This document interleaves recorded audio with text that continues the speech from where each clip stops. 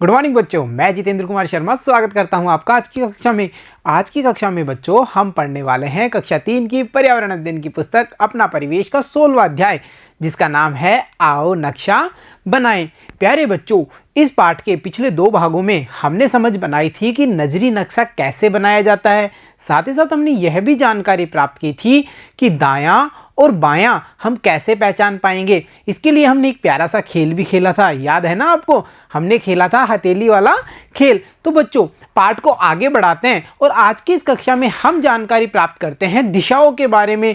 आपने कई बार सुना होगा ना, अरे सूरज देखो पूर्व दिशा से उग रहा है, आपको उस दिशा में नहीं जाना है, उस दिशा में रोहन का घर है। ऐसी बातें हम अक्सर सुनते हैं। तो ये दिशाएं होती कितनी हैं, इन दिशाओं को हम कैसे पहचान सकते हैं, और जब हम नजरी नक्शा या किसी भी प्रकार का कोई नक्शा बनाते हैं तो इन दिशाओं का क्या क्या योगदान उस नक्शे में होता है। तो चलो बच्चों, पाठ को शुरू करते हैं और जानते हैं कि दिशाएं होती 4। अब ये 4 दिशाएं कौन कौन सी होंगी, इनको भी आज के पाठ में हम जानेंगे। तो देखो बच्चों, हम शुरू करते हैं। दिशाएं होती 4।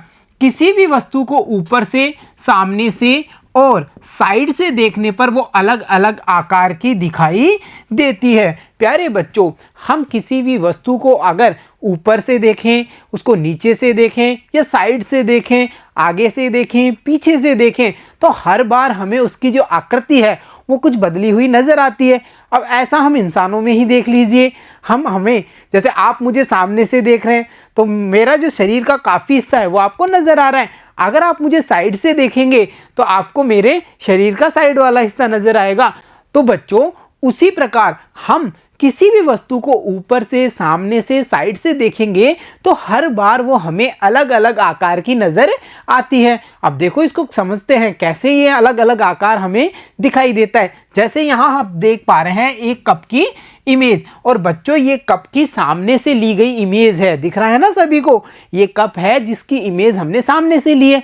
अब इसी कप की इमेज अगर हम ऊपर की तरफ से लेते हैं तो ये हमें कुछ इस प्रकार का नज़र आता है। इसके बाद में इसी कप की हमने साइड की तरफ से चित्र लिया या इमेज ली तो वो हमें इस प्रकार का नज़र आया। यानी आप देख पा रहे हैं ना, तीनों स्थितियों में जो कप है उसके जो आकार है वो अलग अलग हमें दिखाई देता है। बच्चों, ऐसा क्यों होता है, इसको जानने के लिए आप एक प्यारी सी एक्टिविटी करेंगे। करके देखिए, आप भी किसी वस्तु का चित्र बनाइए। और वो चित्र कैसा बनाएंगे आप? सामने से वो वस्तु कैसी दिखाई दे रही है उसका चित्र आपको यहाँ पर बनाना है। इसके बाद में देखो बच्चों, वो ऊपर से वो वस्तु हमें कैसी नज़र आ रही है उसका चित्र हम यहाँ बनाएंगे, और साइड से वो वस्तु या वो जो चित्र हमने बनाया उस वस्तु का साइड से वो कैसा बनेगा उसको हमें यहाँ पर बनाना है। तो देखो बच्चों, जब हम तीनों कार्य करेंगे, यानी सामने से, ऊपर से और साइड से किसी वस्तु का चित्र बनाएंगे, तो आप देखेंगे कि हर बार उसका जो चित्र है वो हमें अलग अलग प्रकार का नज़र आएगा। तो बच्चों, ऐसा क्यों होता है, इसका क्या कारण है, उसको भी जानते हैं। इसके लिए हमें सबसे पहले दिशाओं का ज्ञान होना बहुत आवश्यक है, क्योंकि हमें ये पता होना चाहिए कि किस दिशा से वस्तु कैसी नज़र आ रही है। यानी सामने वाली दिशा से वस्तु कैसी नज़र आएगी, साइड वाली दिशा से वस्तु कैसी नज़र आएगी। इसके लिए पहले हमें दिशाओं का ज्ञान होना बहुत आवश्यक है। तो चलो बच्चों, जानते हैं दिशाएं होती 4 हैं। अब देखो बच्चों, नजरी नक्शा बनाते समय दाएं, बाएं, आगे, पीछे के अतिरिक्त दिशाओं का ज्ञान भी होना बहुत आवश्यक होता है। कैसे बच्चों? आपको याद होगा, हमने पिछले भाग में एक विद्यालय में प्रवेश किया था और वहाँ हमने ये पता किया था कि हमारे दाईं ओर कौन कौन से सामान या कौन कौन सी वस्तुएं हमें नज़र आ रही हैं, बाईं ओर हमारे कौन कौन से सामान या वस्तुएं हमें नज़र आ रही हैं, विद्यालय भवन के पीछे की ओर क्या दृश्य है और विद्यालय भवन के आगे की ओर क्या दृश्य है।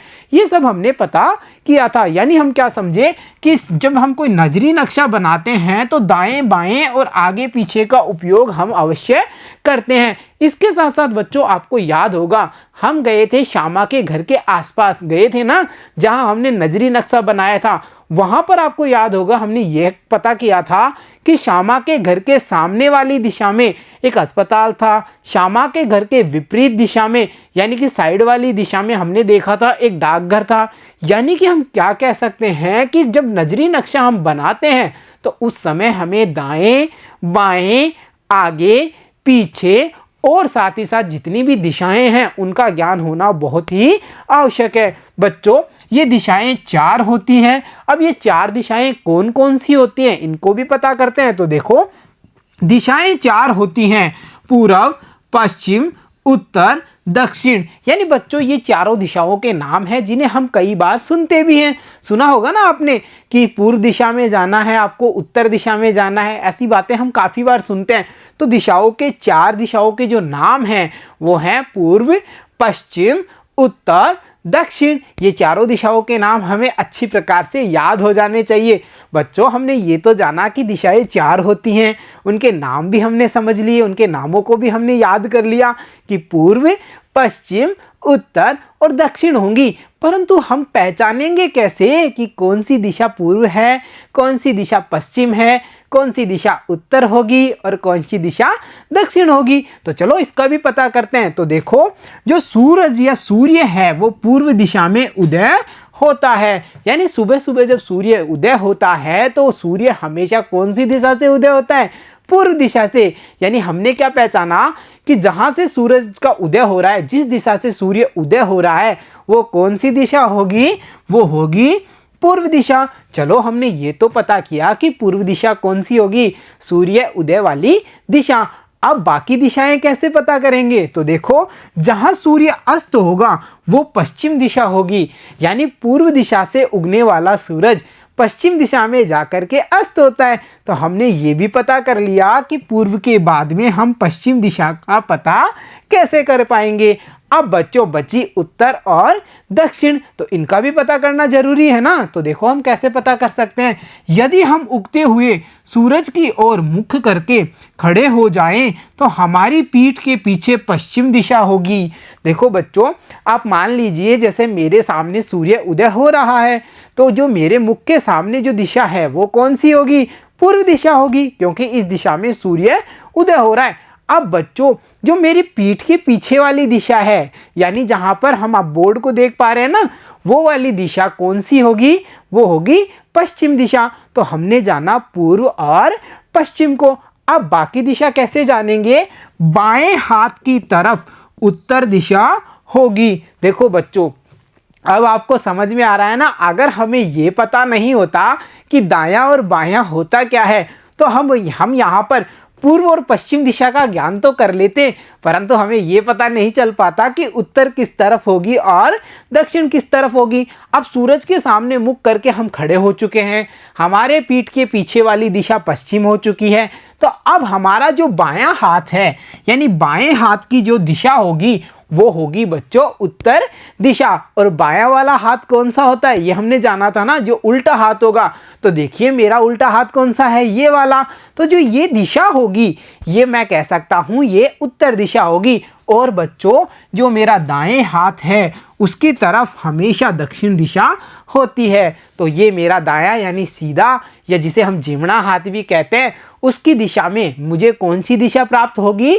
दक्षिण दिशा। तो देखा बच्चों आपने उगते हुए सूर्य के सामने मुख करके खड़े होने पर हमें चारों दिशाओं का ज्ञान बड़ी आसानी से प्राप्त हो जाता है। और यहाँ आप देख पा रहे हैं एक प्यारे से बच्चे को जिसने अपना मुख किया है सूरज की ओर, उसके पीछे की ओर होगी पश्चिम दिशा, बाएं हाथ की तरफ उत्तर दिशा होगी तथा दाएं हाथ की तरफ दक्षिण दिशा का ज्ञान उसे हो जाएगा। तो प्यारे बच्चों आप लोगों ने भी तो सीखा ना कि हम दिशाओं के ज्ञान को कैसे प्राप्त कर सकते हैं। तो बच्चों हमने दिशाओं का ज्ञान तो प्राप्त कर लिया, परंतु हमें यह भी तो पता होना चाहिए कि नजरी नक्शे या मानचित्र में दिशाओं का अंकन कैसे किया जाता है, यानी दिशाओं को कैसे दर्शाया जाता है। तो देखो मानचित्र में उत्तर दिशा को तीर के ऊपरी भाग की ओर मुख किए हुए निशान के द्वारा दर्शाया जाता है। यानी बच्चों अगर ये हमारा बोर्ड हम मानते हैं मानचित्र है तो यहाँ पर जो उत्तर दिशा होगी वो ऊपर की ओर होगी और उत्तर से विपरीत दिशा में हमें दक्षिण दिशा का ज्ञान होगा।